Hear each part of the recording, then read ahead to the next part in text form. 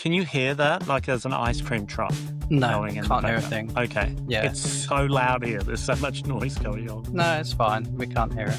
Yeah, I think the Frida thing, it's not so much about her art as it is about her as a person, and that is a bit weird, sort of like fetishization of it, maybe. Where it's not just focusing on her art. Anyway, before we go wildly off topic, although I'm not sure what's on topic this week, I just want to say welcome back everyone to another episode of Tell Me Where I'm Going Wrong. This is episode 101, 101, 801. 801. Anyway. 101. 101. Oh my God. And we are suffering through quite an intense heat wave in London, which is my excuse for a lower level of brain function than I would normally have, which is already somewhat compromised, I think. But I'm suffering in the heat. How are you, Sean? How are you coping?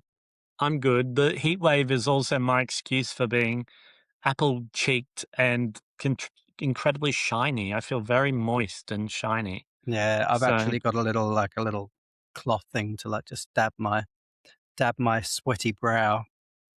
So there's a lot of discourse online of people complaining about the heat, but then people in other countries where it is generally hotter than this saying you people don't know what hot is, you don't know what it's like. Mm-hmm. Why does it feel so different here in London for us? I know we've talked about this before, but I actually don't mind it, and I'm actually not suffering.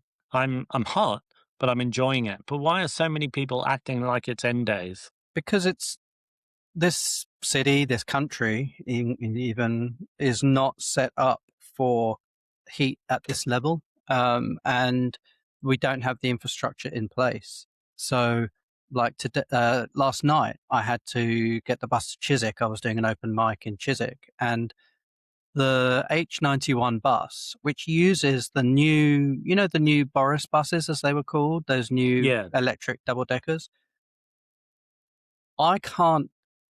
There are not sufficient words to explain how hot it was on this bus. Yeah.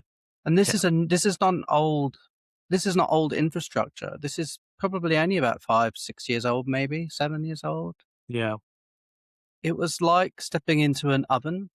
And I had one of those little USB fans with me, and I was like, I had it about an inch away from my face, but it was just blowing about air that must have been about 45 degrees onto my face, and I felt like I was being grilled, like a piece of toast or something. I've had to get off those buses before because they were just too hot, and too hot in weather that wasn't particularly hot. It's more often than not hotter inside the bus than it is outside the bus. Yeah, exactly. And so we're just not equipped. Our society is not structured and equipped. And I know I sent you that little video or photo, whatever, from my work earlier. So I work in a plant nursery and I work under glass a lot. It was 45 degrees under glass today. And so I can't work. So tomorrow I'm going to go in really early. I'm going to go into work at 7 or 7:30 because I can't work in that environment after about sort of 11 o'clock in the morning. It just gets too hot. Tomorrow it's going to be hotter than today. I know. So we're not set up for the heat. And how have you been at night? Like it hasn't been dropping below 20 at night, centigrade? Well, weirdly, I've been okay because I've had friends staying this week and I've given them my bedroom and I've been sleeping downstairs, and I've never really noticed it before in this house, but it's so much cooler downstairs than it is upstairs. Like the last few days, I've, woken up in the morning and gone upstairs to have, a shower. And I walk up the stairs and it's like this wall of heat just hits you. And so, like most buildings in this country are also not built to lose heat. They're built to retain heat because traditionally that's been our concern, is heating our homes. No one has air conditioning. We're just not equipped for this level of sustained heat. Like 1 or 2 days of 35 degrees is fine. It's exciting, it's different, it's unusual. But when it's sustained like this, it's just grueling. Hill went to try and buy a fan because he's been struggling with sleeping at night. Mm. and the shop, I think it was Argos or somewhere like that, had sold out of fans. Mhm. So people are going wild. So many people are having this conversation about getting air conditioning installed in their homes. Yep. But what worries me is this sort of technology. I know not like one person having air conditioning isn't that bad, but if every home in the UK suddenly decided to have air conditioning, that's part of the problem that got us here in the first place, like with Yep. global warming. Yeah. Yeah, we're sort of sitting back and designing our own destruction in a way, aren't we? And it's like, we were talking about four-wheel drive vehicles a few episodes ago and how people say one of the reasons they want a four-wheel drive is because there are so many potholes on the roads, and then the local authorities are saying there are so many potholes on the roads because four-wheel drive vehicles cause them. And it's Yeah. like that, we're heating up. People are ignoring all the warnings about climate change, climate catastrophe, as we should call it now. Um, and yeah, it Oh, is. I had a bit of a strange heat related um, problem. When you reach a certain age in the UK, the NHS instructs your general practitioner to ask you to do a stool sample for bowel cancer screening, and it's normally people who are over 50 years old. So you wouldn't have been asked for this yet, would you? No, well, yeah, later this year. Well, I'm actually 52, and it's the first time I've been asked. Oh, okay. And so I don't want to be too graphic, but one Well, thing that was very surprising to me, they send this home testing kit. And I don't so, like where this is going. well, one thing that was very surprising to me is all of the literature around it doesn't use the word feces or stool or anything like that. It uses the word poo. And I was really shocked by that, that the NHS, like everything else looked very sort of straight laced and professional, all technical terms. But then it had the word poo instead of feces. Or what would you expect to see in a document like that? Well, I I would expect stool is like the sort of the medical or medical Yeah. adjacent um, term, I suppose. Um, but Is it part of the enshittification, pardon the pun, part of the impurification, and maybe. purification where we're But having to dumb stuff down? I have a family member who went to the GP recently with like a intestinal related thing, and Say their names.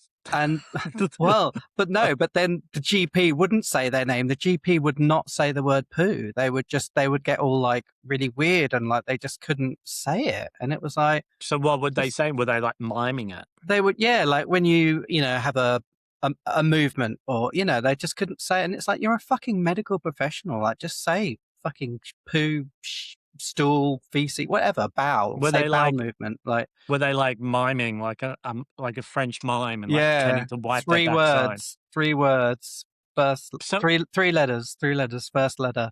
But no, but like they were like a young, probably in their 20s GP, and it's like, come on, you've got to get comfortable with talking about like bodily functions if you're going to be in that well, job. Like, yeah, for sure. I was just very surprised that the term poo was used in an yeah, official booklet and letter asking yeah. me to screen for a bowel screening. But hang So, on, was there a heat related mishap in regards to well, this? no, not a mishap, but I was worried there would be because what you have to do is you have to do a poo in your house, but it's not it's not allowed to be in the toilet. It you have to do it Where do you somewhere. do it? Over the balcony? Yeah, you like swing from the chandelier and spray it around. Now you have to do it on either paper or they said in a clean takeaway container and food container. And what you're meant to do is you only need they give you this little vial, absolutely vial. So they give you a little vial that has like a saline liquid in it with a little stick, like a swab. Yeah, yeah, yeah. And so you're meant to just take a little bit and put it back inside. And so, I did that. It wasn't my favorite because, it was 35 degrees. I was just like sweating anyway. Wasn't your favorite takeaway meal? No, succulent Chinese meal. And I then had to put it in this little like vial, this little plastic receptacle, a receptacle of shit, if you will, and then put it back into this prepaid envelope, seal it up, and go and put it in the post box. And I thought, is this going to be a problem that a little vial of shit, if 35-degree heat, who knows how long it will take to get or if it will sit But, on the back of a truck? but also, I don't know whether Royal Mail was still collecting post from like post boxes, but they stopped delivering for the last 2 days because they said it's too hot, and so they stopped delivering. So it might even still be sitting in the post box. Yeah, and so it's Right. going to be. So does that make my poo redundant? Like, will the heat negate my poo? Or I don't know. I don't know. and I don't know if this. I mean, this is a bit of a PSA, public service announcement for people. I didn't know this until I read the literature. I didn't know how they test or what they test for, but they're actually looking for blood in your Right. blood And this is traces to in do your with poo. prostate and PSA stuff. Bowel cancer. Bowel cancer. Okay. Yeah, it's a bowel screening. Okay. And so if they find traces or flecks of blood in your poo, in your stool, they contact you for further screening. It doesn't mean that you have cancer, Yeah, you probably have to but have a colonoscopy or something. yeah. And so, yeah, I mean, I appreciate that the health system is looking out for me, but it was all a bit undignified. And Well, yeah, I went to the cinema yesterday because it was just too hot to mm, sit around in the house. So I wanted to go somewhere with air conditioning. And one of the adverts at the beginning was for Andrex, like the toilet paper yeah, company. But the whole advert, which went for a good sort of, I would say 5 minutes maybe, it was hmm all women who were pregnant or had given birth, sort of speaking candidly about poo, like, oh, when I give birth, am I going to poo myself? Or, you know, women that had given birth saying, oh, yeah, when my daughter was born, I pooed myself, like, and just like, I don't know, probably at least 20 different women in the advert all talking about it. And I was just like, but at first you didn't know what the advert was for. It was just all these women yeah, talking about pooing themselves, or let's just say shitting themselves, when giving birth, which is obviously quite a common thing. And I was just like, where? I was like, I'd stepped into the Twilight Zone. I was like, what the fuck is this advert about? Like, and where is this going? And then in the end, it was like, just, I suppose, a very effective, if you like, because I'm talking about it now, advertising campaign by Andrex. Andrex, is that right? Doesn't sound right is when I say it out loud. I don't know, I think it's unless it was Andrex. another toilet paper. No, I think it is Andrex. What what do you think the etymology of the word poo is? Like, why is Winnie the Pooh called Winnie the Pooh? Like, what does that mean? So, Like, don't know. how is My, Winnie the Pooh? Like, how long ago do you think Winnie the but that's Pooh was poo with an written? H, so it's different.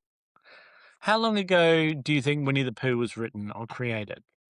It was it A.A. Milne who wrote Winnie the Pooh? Maybe. So What was that? I don't know, 100 I years would ago? have to guess that Winnie the Pooh existed before the word poo was common parlance for Possibly, shit, possibly. because otherwise no one would call a creature poo, even if it was spelled differently. Maybe not. No, don't know. My I'm at that point in the afternoon where I think my brain has actually become a bit heat stressed. Brain Well, fog, heat related brain fog. talking about poo, Hmm, have you heard any of Lizzo's new music? So rude of me to. that's incredibly rude, Sue. No, I've not. Should I Okay. not? Well, do you know how big she has been, like, sales number wise? Like, she's had, like, hugely popular songs, streams over 1 billion. Like, she's had some really big albums. Her latest album came out last week, and it sold less than 3,000 copies in the US in its first week. It wasn't even in the top 200 Have you listened to it? albums. I've heard a little bit of it. and it doesn't make me want to listen to it again, but I don't think it's the worst thing I've ever heard. Like, I Do you, think Katy Perry's stuff is worse, do you right? think it's because of all the sort of controversy that she's had around her about Well, her that's what I wanted to treatment of her dancers and band and whatnot? that's what I wanted to ask you. Like, what do you think? How does somebody go from being, I don't know, one of the top 20 or 30 recording artists on the planet one year to a year or 2 years later not even registering? Like, there would be independent bands selling more records than her, and she's got a major record label behind her. How do you go that far down? I can't even work out how it happens. Like, how could somebody with a major record deal not sell at least 10,000 records or 20,000 records? I suppose I suppose the whole nature of music has changed so much that success can be so fleeting and fans can be so fickle and short-lived, that you can be top of the charts, you can be lauded and heralded one moment, and then the next day there's someone else, simply because of the amount of artists that release music now. It's it's just the nature of it that you could be, today's favorite, tomorrow's old poo sitting in a hot post box. Uh-huh. So Fermenting.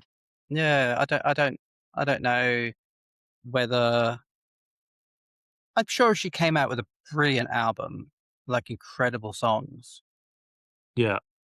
I think it would still be successful. But if she's bringing out sort of mediocre stuff, Yeah. then Because even like Katy Perry's last album was considered quite a flop, but it still sold tens of thousands of copies. also I don't really understand what that means anymore. Like to sell a copy of an album. Who's buying Well, albums? when they say sell, it's a combination of stream equivalents, like so many streams of an album count as a sale. Okay. And also, people buy albums on iTunes still, believe it or not. Like, I mean, that's so bizarre to me that people would buy Yeah, that. why would you? But people also buy physical copies of albums. Yeah, but that can't be Oh, many. no, but for some artists, it's big. Like Taylor Swift sells millions of vinyls, like millions, or someone like Adele does as well. Hmm. And and if you have a big hit album, you could sell tens of thousands of an actual vinyl copy. But like, yeah, it's just bizarre to me that someone would go from, she hasn't even streamed enough to count as 10,000 sales. Like, it's Yeah, not, the bottom very. hasn't just fallen out of it. It just doesn't exist anymore. Do Her you career doesn't think, exist. I mean, this is a bit mm, controversial or a bit problematic, maybe? I don't know. No, it's not really. It's just a critique. Like, do you think that a lot of her success was, what's the word? Like, not insincere, but because obviously she is one of the very, very, very few people, public figures, who are fat, that a lot of people thought that it was the like politically correct thing to do to be a fan of hers, even if they actually weren't that invested in her musical output or musicality. Um, Possibly. and She al then couple that with the fact that then all these sort of scandals came out about her treatment of workers, or alleged treatment of workers, I suppose we should say, for legal reasons. Um, Yeah. you know, that that sort of false bottom of her fan following quickly fell out, and I don't know. Yeah. But I think she also from my point of view, and so I don't wanna speak for everybody, but I have a suspicion that this might be the case. She started to seem not very, authentic, because there were so many positions on things that she had reversed or changed her mind on. So, being, um, like, sort of proud of being plus size. And then she started to lose weight and she talked about, oh, she just now really wanted it and she found a way to do it. And then also, I think she was vegan, and then she was not vegan anymore. She realized it wasn't right for her body to be vegan. And then, yeah, the stuff about like feminism and the supposed treatment of her dancers. And so there's a lot of things where people had an idea in their head of what she stood for. And Mm, then it seemed like she'd reversed that or went to a different direction. I suppose similar to someone like Morrissey, who for years we had an idea of what his politics might have been or his political stance about a mm. lot of things. And then when we find out it probably didn't align with that, it's hard to maintain that sense of commitment to an artist. Yeah. Uh, Yeah. t- Talking of losing sense of commitment to an artist, have you seen Madonna on the promotional marketing trail for her new album? Last night or the night before, she was at a fashion show Yeah, the and Yves Saint Laurent one, yeah. sitting there in the front row with Charlie XCX Mhm. and one of the guys from Heated Rivalry and Debbie Mazar was there as well. But Madonna and Charlie lit up cigarettes and was smoking in the front row. And Mhm. did you see the video footage of Debbie Mazar looking really annoyed at them and like waving her hand at the smoke No, no, away? I love that. How do you find that behavior annoying? I mean, they don't give a shit what we think, but just my point of Well view is if well I went to a fashion show and I was indoors somewhere and somebody lit up a cigarette, I would be so annoyed. How do you feel? yeah, yeah, absolutely. Like I'm the stereotypical reformed smoker. I mean, I used to smoke about 30 cigarettes a day, and now I absolutely hate it. Like, if someone even outside, like if I'm at a bus stop and someone lights a cigarette, I'm like, ugh, you know, and walk away in a huff. But yeah, but I mean, also, I don't think it would be legal. Well, was the fashion show in Italy? I don't know where it was. In Paris, In maybe? I don't Paris? I know. don't know what I'm the not laws sure. are, but certainly in the UK, like, it wouldn't be legal to light a cigarette in a space like But that. see, this is Madonna's shtick, and Charlie's like this as well. Like to them, that's a form of like or a Like, show of rebellion. subversive, rebellion, Yeah, yeah. like Charlie's whole shtick around like Brat Summer to me was so trite and just like hollow. And that's how a lot of Madonna's sort of acts of rebellion, like, well, I'm going to sit here and I'm going to smoke, or I'm going to stand on stage in Times Square and hang my leg over the glass railing and show you all that I'm still provocative. It just, in 2026, it looks a bit dreary, you know? Well, it's the attention economy, and how else are people gonna get attention? Um, like, that's why next week you'll see me, I'll be sitting here on the podcast and I'll just, like, surreptitiously, like, light up a cigarette. Um But, Madonna's been doing all sorts of, like, things over the last few weeks. Like, did you see her? She was on the Tube here in London a few days ago or a week ago, No. and, she was being interviewed. She was saying, "I used to take the Tube all the time before I was famous and came to visit London, and I haven't taken it in about 30 years," or something, I don't know. So she's doing all she can, Sue. She's just got to stay relevant, Sue, in the attention economy. It's a hustle culture. It is. And talking of music, we could round out the music section if that's what we're in. Oh, okay. Have you seen the news that Carly Rae Jepsen is releasing a new double album? No, I'm I very have not. excited. Yeah. I don't know what the motivation for releasing a double album is. I mean, that's a lot of music, especially in this sort of landscape where someone will release an album and within a week or two they've had to release the deluxe version to try and Mhm. get the streams up with extra tracks. There's going to be a lot of music.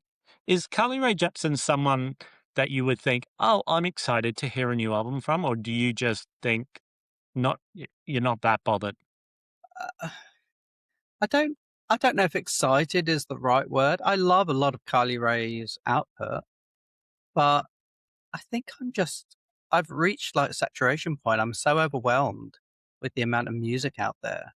Yeah, Um, and I don't think I that's the other thing. I don't think it's just overwhelmed with music. I think because I consume music digitally now, yeah. I consume so much information digitally now. that to me it's like not a chore, but it's just like the way that my brain interacts with music is Yeah. through a device. Yeah. Like so many other things, like so many fucking WhatsApp work groups, and um, like so much of our communication is digital through our device now. That it does take some of the joy out of it for Yeah. me. Yeah. So yeah, I don't know if excited is I'm curious about it, and I will listen to it for sure. But I mean, yeah, do you ever put on a Carly Rae Jepsen album? not an album, no. But I've got quite a few of her songs on like a lot of my playlists that I listen to a lot. And then there's the new Brandon Flowers album to look forward to, like Yeah, a country record. I mean, yeah. does that feel authentic to you? Who am I to say? I don't know. Like Your opinion. You've got an he's. opinion. I mean, his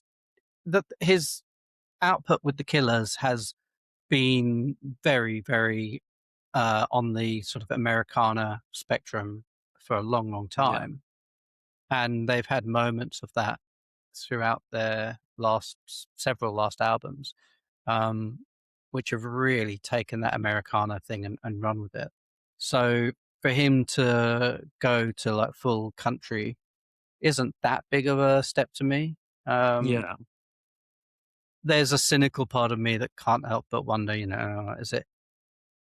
is it a very deliberate attempt to get sales? Because country music is huge in America. Like it's a huge Yeah. industry, a huge not industry, a huge sector of the industry. Yeah. Um, but who am I to judge? So Well, he's also playing at the Royal Albert Hall, and yes, I just can't afford to go to these gigs. Do you know, like, as a working class person, I think it is becoming unsustainable to buy concert tickets for yeah, major artists. yeah, Like, I can go and see smaller bands. Like, I bought a ticket to see Teen Jesus and the Clean Jesus, and that was about what, 15 or 17 pounds. yeah. That's affordable. I can afford that. But when I have to buy a ticket for over £100, I have to put it on a payment plan. Mm, And so I'll spend 5 months or 6 months paying off a ticket. So for an artist that I see once and I go out one night, I'm spending 6 months paying it back. yeah, It's just not and then sustainable. that's not the only factor to consider, because then you've got the travel there, the travel back. If you want to buy a drink, even non-alcoholic drinks, Yeah. that can add up. Also, at our age, um, standing up for like 5 hours or whatever, depending on which concert you're going to, that can be pretty exhausting too. Like I think last year I had a week when I went to 3 concerts.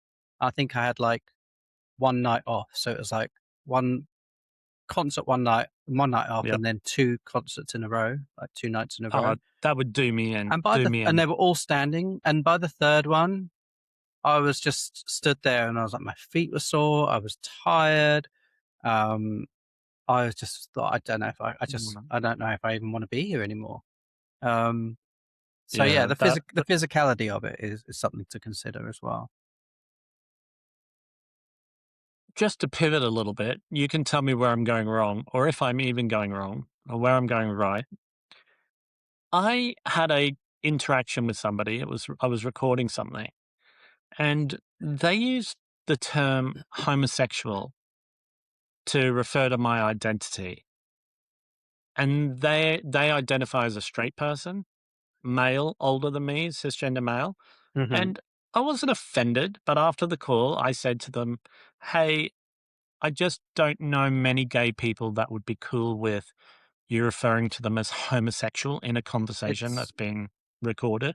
What's yeah. your take on that word? Well, I don't know the context, but I would imagine it would be in, something in the realms of your line of work or what you do as a, blogger, event Yeah, organizer, because etc. my blogger name is Fat Gay Vegan, right? Yeah. It's a very odd choice of word, and yeah, quite problematic. It's not necessarily offensive, but it's antiquated and it's not really appropriate for sort of general use, I No, don't and think. I tried to explain to them that it's not a term, like, it's not a slur, but it's a term that was used I suppose, by the medical community to designate people as having um, like the deviant sexuality. You know, it was Yeah. like a Yeah, it was class of medical term. I mean, homosexuality was classed as a mental illness up Yeah, until not that yeah, long ago, like sometime last yeah. century, in the middle of last century. So, And yeah. I said also in the UK that just it makes me think of like Thatcher and Clause 28 and that whole, the way Section conservative Section 28. Yeah. Section 28, sorry, like that way that posh politicians would almost spit the word homosexual out, Yeah, yeah. and and it just feels like it was weaponized, Yeah. and Yeah. that people like our generation, we chose the words like gay or queer Yeah. instead because homosexual, like we would use it jokingly, I think, like we might use it Yeah.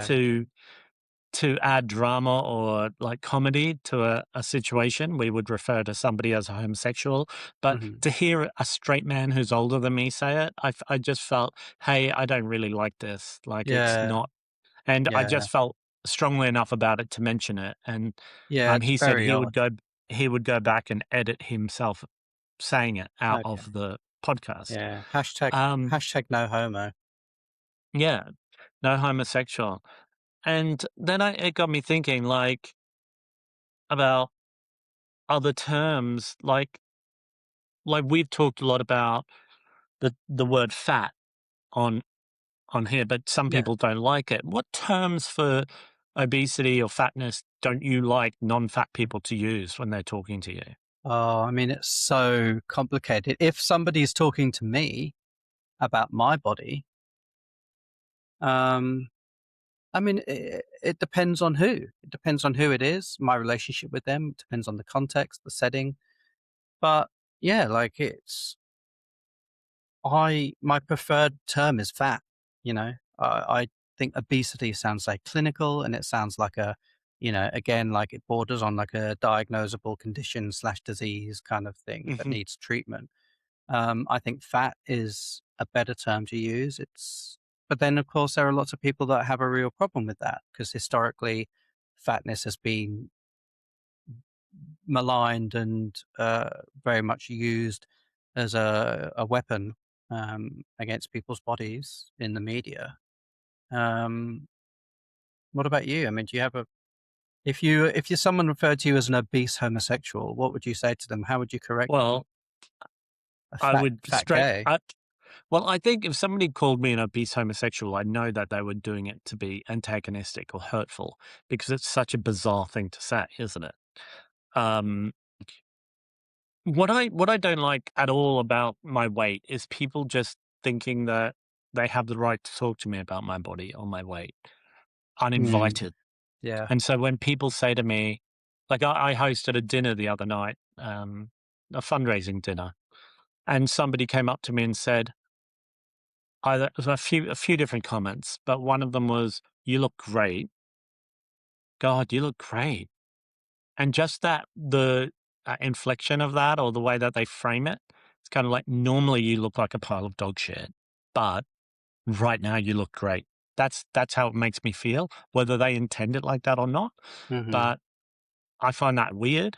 And also, people say to me a lot, it happened a lot the other night, it happens all the time. Oh, you can't call yourself fat gay vegan anymore. And I You have act to call yourself plant-based obese homosexual. no, I act stupid and say, "Oh, why? What do you mean?" And Right. then they say, "Oh, because you've lost weight." And it's funny because you're not fat gay vegan anymore. And I'm like, okay, well, I'm still fat. And even if I wasn't, that's my, like, I'm so bored by it. Like, it's so Yeah, yeah, yeah. tedious to me that Yeah. people, and because I've been doing this for 16 years, I've had 16 years of people commenting on my weight. And the name Fat Gay Vegan was in a way to get people to, challenge or think about the language they use to Yeah. frame people. But it doesn't make it any less tiring for me after all these years. Yeah. But I don't know. Like, I suppose the one thing it's taught me is never to talk to people about their appearance uninvited. Yeah, yeah, but it is hard, you know, even I struggle with it. I like to think that I'm mindful and respectful of that. But even still, sometimes, especially I suppose, especially if you know that somebody is feeling better about something in their appearance, like whether that's a haircut or a new piece of clothing they're wearing, or I don't know, their makeup, or maybe they've had a piercing or something. Like, you know, we're socially conditioned to pick up on clues from people and respond accordingly to that. But you Like, never oh, I love know. your haircut, you know, Yeah, or, but you well, never know actually, you know why what? someone's. You know I what I was going to found say, really interesting, like, just quickly, just because it's a bit of a cultural thing. You know, I bleached my hair again recently, yeah. and what I thought was so interesting was all the English people I knew said to me, "Oh, did you bleach your hair?" And then I've got an American friend who was visiting, and I had an Australian friend visiting as well. And when I saw them, like, "Oh, I love your hair, and now you've bleached it." You know, like it was such an English thing to be like, "Oh, have you bleached your hair again?" It's like, Well, no, that's a I just woke up passive like English this. thing, isn't it? You It's a know? very passive way of having Yeah, a conversation, leading with a question. but that's the thing. Like, we're socially conditioned to respond to somebody's appearance, and it's very But hard not to do that. you know, like if you know somebody, like if one of your best friends, even if you haven't seen them for 2 years, you've probably had some sort of precursor conversation that would have ignited a social contract where you can talk about each other's appearance. Hmm. It's not completely uninvited.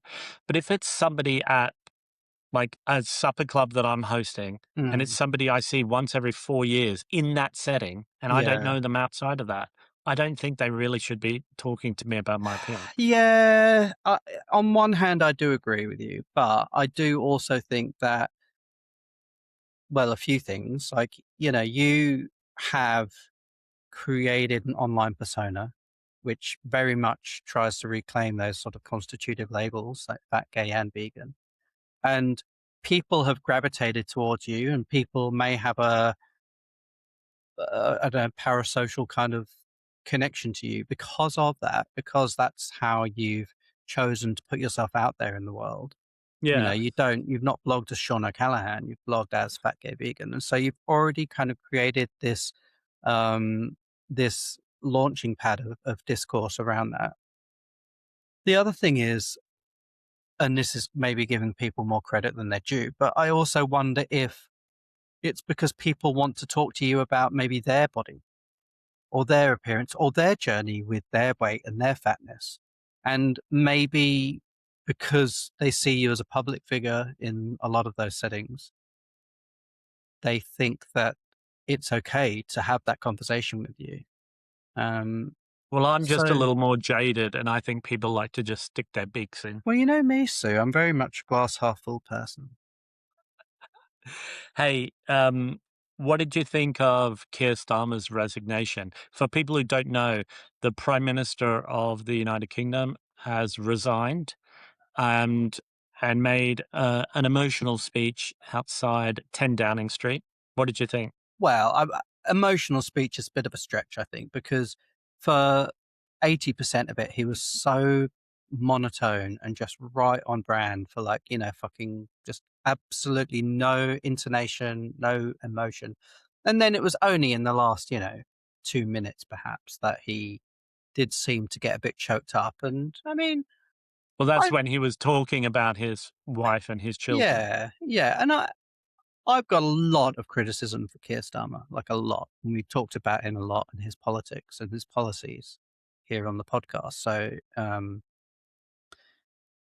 yeah, like we don't need to sort of regurgitate all that. But I do think that at heart, he probably is a fairly kind of, I don't know, decent. I don't know if that's the right word really, but, you know, I think he's probably got some quite strong morals and ethics, and he doesn't, he's not a good politician by any stretch. For anyone Um, watching, I'm shrugging. Not anyone listening, I'm shrugging. Okay, well, shrug away. But uh, yeah, I do think that he probably was doing a more concerted effort than a lot of his predecessors in that role. on both sides of the on all I don't on. know.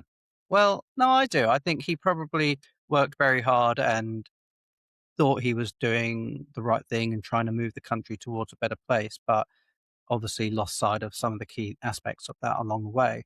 But it's It very must limited also sympathy. Like, it must also be very difficult for anyone to have any sort of effect or drive change when there is so much corporate money in politics these days and so much lobbying. It must be yeah, so difficult to get anything that you believe is the right thing done and across the line and because there's mhm. so much lobbying and backdoor deals by people. And also, like we've said many times, like democracy is not a very good system. It's the least worst system that we have, and democracy really limits what you can do because if you think, I want to implement this law or this policy for the betterment of future generations, for the betterment of our country or our planet, but those things would be very unpopular with voters, well, then you're signing a Yeah. death warrant, aren't you? So, I don't know. Yeah. And how do you feel about, like, if a prime minister resigns, how do you think in this sort of democracy in 2026 in Britain, how do you think that ruling party that has the majority in the parliament, how they should go about choosing the replacement? Do you think it's completely up to them and they don't have to care what anyone else thinks? Or how do you think they should go about it? Well, like an ideal world, you mean? Or Yeah, like what do you think the right process should be? I suppose in an ideal world that there would be a general election. But I mean, we're so sort of used to it now in this country, particularly, aren't we? That you got a new prime minister. I mean, I kind of remember how many new prime ministers we've had, and barely any of them have won a general election. Um, But I but don't what think Rishi Sunak didn't win a general election. I don't think certainly Liz Truss didn't.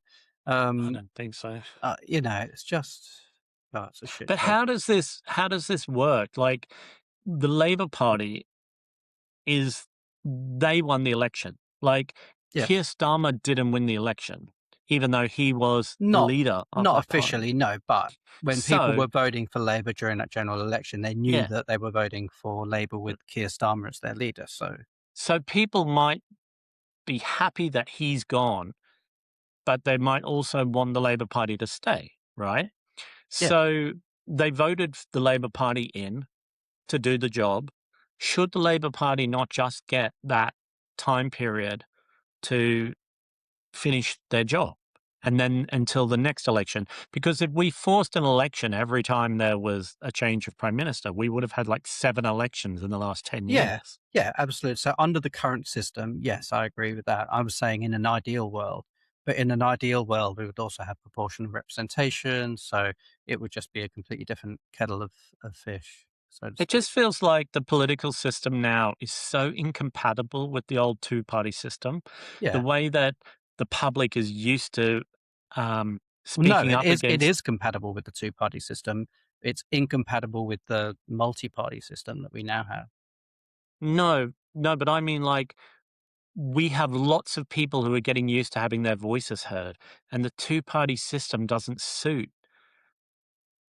All of these voices need to be heard, Right, and yeah. that proportional representation seems to be the only way to give people voices, because otherwise we're going to have Well, this all the time now. yeah, We're going to it's have prime ministers forced out all the time. it's one of the ways to have more people feel represented, without changing the system too much, but I do think there are other political systems that could work better where we didn't have where we had a sort of,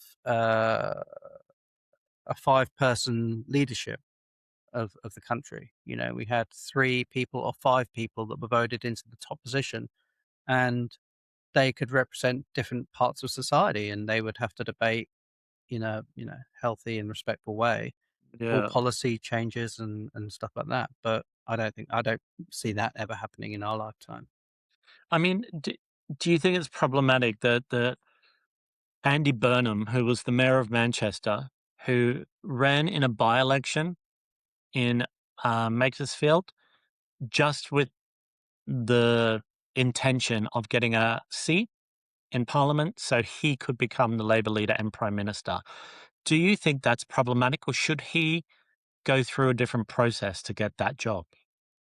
Well, again, in the current system, what choice did he have? In an ideal world, no. But in the current system and working with the tools available to him, I don't really see what else.